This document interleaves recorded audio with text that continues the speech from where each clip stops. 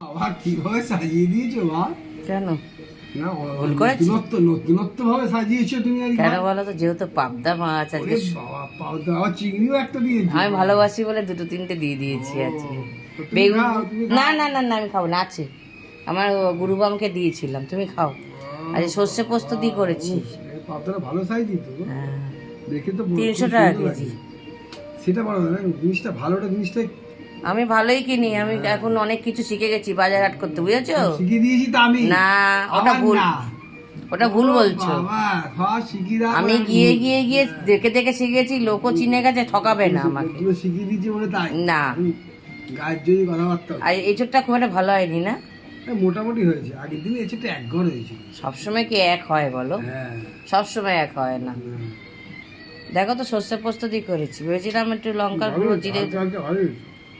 ঠিক আছে, চলো খেয়ে নাও।